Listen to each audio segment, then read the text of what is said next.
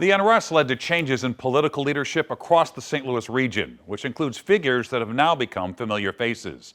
Although they're in a position to spark change, they tell us their work is far from over. Brent Solomon now with the changemakers who have emerged over the last decade. They tear gassed us again. It's the power of a cell phone and a powerful story. And I said, this story is not being told. These parts aren't being shown. Nothing was broken, nothing was vandalized. Then a recent college journalism grad. My reality shifted on August 9th, 2014. A 24-year-old Ohan Ashe of Jennings found herself front and center, showcasing those protesting Mike Brown's death.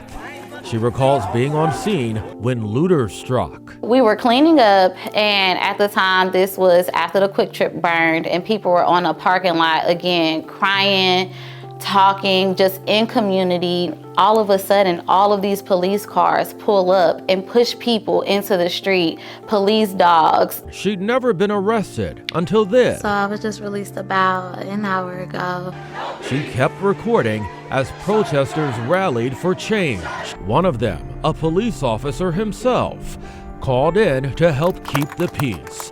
Captain Ron Johnson with Missouri Highway Patrol marching with the protesters. 10 years later, he now consults police departments.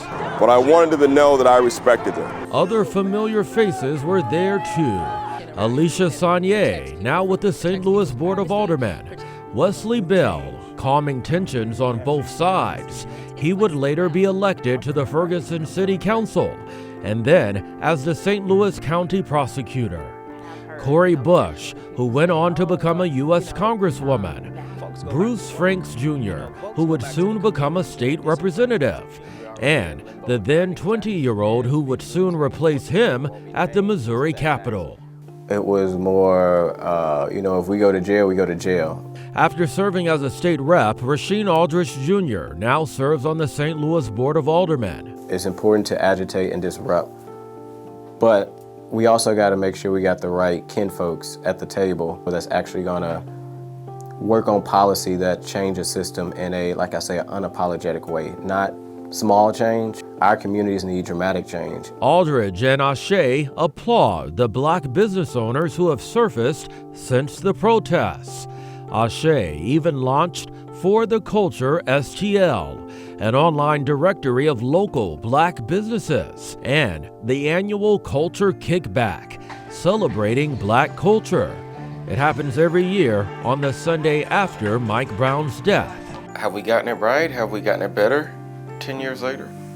I think we're a lot farther than where we would have been if Ferguson didn't happen. But when we talk about the change that can impact a black person's day-to-day experience in St. Louis, we unfortunately still have so much further to go. We have this large disproportion when it comes to jobs, housing, school, healthcare, change in policy, and you're talking about things that have been on the books for generations. One, it doesn't change overnight. Two, once it actually gets passed, it takes time for people to feel it in their everyday lives. But I will say we're progressing, we're moving forward. And when you've seen that progress is possible, it can be the driving force to never let it end. Brent Solomon, 5 on your side.